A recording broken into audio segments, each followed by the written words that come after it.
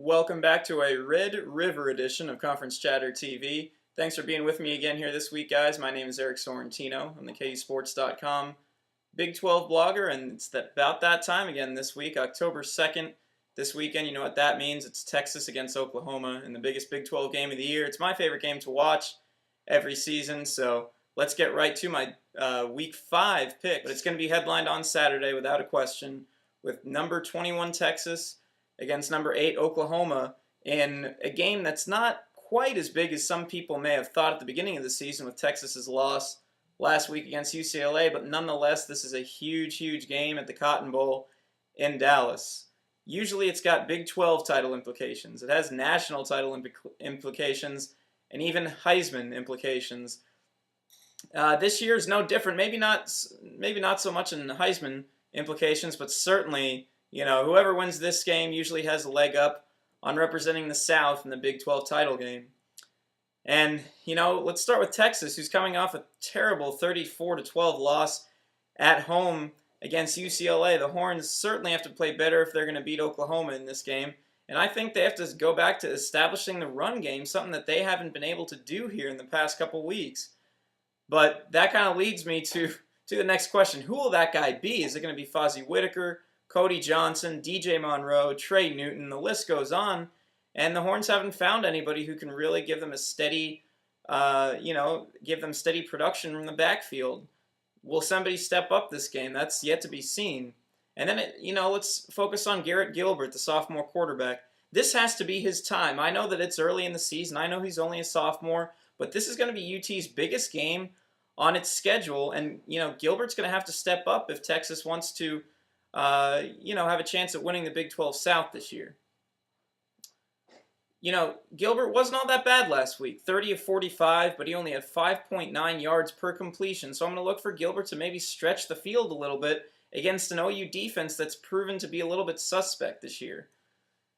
Texas run on the defensive side of the ball for UT, the run defense must be better. I mean, 264 yards, 3 touchdowns is not going to get it done against UCLA. DeMarco Murray's going to run wild if Texas plays like that. And, so the Texas run defense, it was number 1 in the country before UCLA visited. They have to play a little bit like they did in the first 3 weeks before UCLA came to town.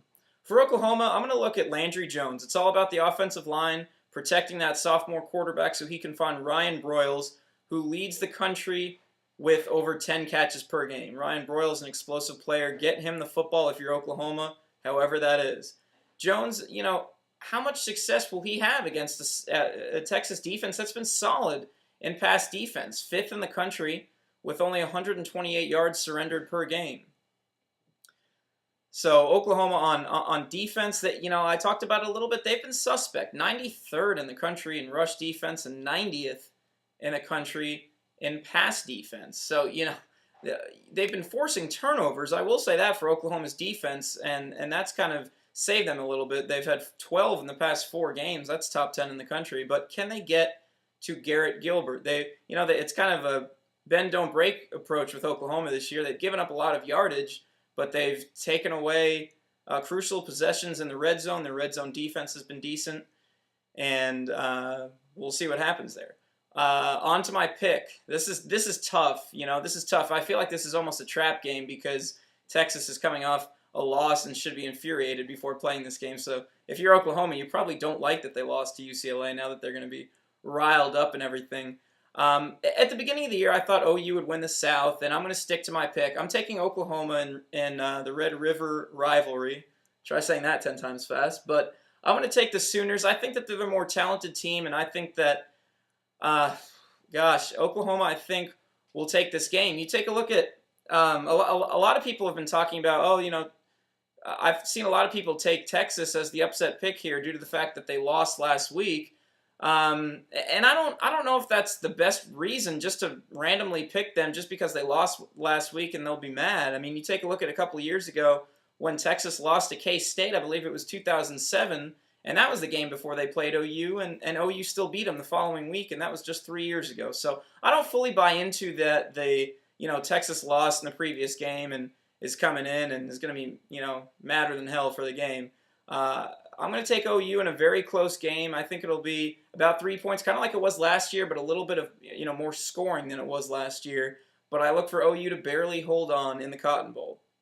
Let's get to some more from Week 5 in the Big 12. Let's go back, and this game's going to actually take place Thursday. It's going to be Texas A&M at Oklahoma State, both undefeated and 3-0, both looking to challenge OU and Texas in the Big 12 South, and they have legitimate reasons why their fans should believe that they could. They're both looking pretty decent this year, particularly Oklahoma State. And I'm going to take the Cowboys at home in Stillwater. Texas A&M is too sloppy right now for me to pick, especially on the road in their Big 12 opener. You take a look at the Aggies, 9 turnovers in their last 2 games. They've really had trouble with ball security. 8 sacks on Gerard Johnson in the last 2 games. They haven't been able to protect their star quarterback. And Johnson's coming off a game where he threw 4 interceptions against Florida International in College Station. So, the Aggies aren't playing that well right now. This could be a good game for A&M to kind of, they had the bye, maybe they regroup a little bit. But I'm going with Oklahoma State at home. Their offense has been spectacular. We know about Kendall Hunter, the running back who looks great, the senior. But they have a guy who actually leads the country in receiving yards per game with 143. And he leads the country in touchdown catches with 8. Nobody knows about him. It's a guy named Justin Blackman who's really, really coming on and has been an unbelievable target for Brandon Weeden, only a sophomore from Ardmore, Oklahoma, there in state. The guy's been unbelievable, and this offense has been considerably more explosive than I thought they would be. I know they haven't really played Big 12 competition yet, so that's still, it's kind of a TBD thing, but their non-conference, they've just looked great, and I think they'll come out really explosive, and again, I could see a close game happening, but I'm going with the Cowboys at home. There's only 3 more, and these, again, will take place on Saturday, like the Texas OU game. Early on Saturday, it's going to be Kansas at Baylor at 11 a.m. in Waco. I'm going with Baylor in this. I mean, I think KU has the opportunity to win a few more games this year, potentially get to a bowl game, potentially get to 6 wins, but I'm not going to pick the Jayhawks until they prove to me that they can win on the road, something they haven't done this season. And we saw in the Southern Miss game, that was the first time they've gone on the road this season. They struggled a little bit. So I'm really going to look at Robert Griffin. What can he do against the KU defense that's been really pretty good against the pass this season? But I think that's, I think they're top 10 KU in pass defense. Is that legit? We'll find out. They play Georgia Tech, who really, really like to run the ball and doesn't pass at all. So that stat might be a little bit misleading if you're Kansas. We'll find out very quickly how good this pass defense is against Robert Griffin, who is probably a better passer than what KU has seen this season. But I think Baylor, I think they're favored by 9. I could see KU potentially covering that, but I look for Baylor to win by about a touchdown there on Saturday. Georgia at Colorado, 6 p.m. This is an odd game. I'm going to go with Colorado at home. They look pretty solid against Hawaii last week, or 2 weeks ago, I guess now. This is a tough game. Georgia 1-3 this year. They've had a really, really tough season. 10 players have been arrested on the Georgia football team. They just had a freshman linebacker, kicked off the team.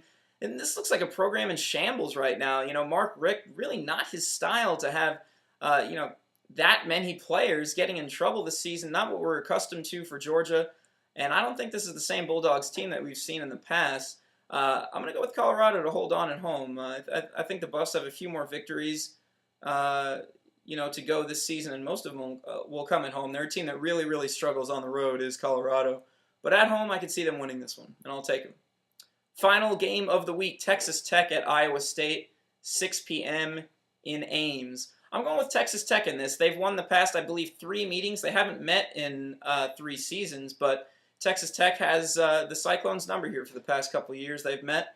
And I'm going to go with Texas Tech to beat Iowa State. Keep an eye on Austin Arnaud. He's battled shoulder injuries, or a shoulder injury to his non-throwing arm. That's a good thing for Cyclones fans. But he hasn't really been, that effective this season. He only has 2 touchdown passes. So if Iowa State gets behind, will Arnaud be the guy to lead them back? And can he lead them back if they get behind early to Texas Tech? Iowa State's done some good things this year. They just pitched a shutout last week, and I can see this game being pretty close. Their defense, I think, at times is pretty underrated. But I'm going to go with Texas Tech to prevail They have the history of beating Iowa State, and I'm going to go with Texas Tech to beat the Cyclones there. So only 5 games this week, and we'll see if I can improve on my 38-4 mark on the season. 90.5% accuracy rate. I haven't done that bad. I've missed 1 game each week, so I have yet to have that undefeated week. We'll see if we can have that here this week in week 5. So, well, I'll talk to you guys again pretty soon. Thanks for checking out the latest edition of Conference Chatter TV, and enjoy the games this weekend. Thanks a lot.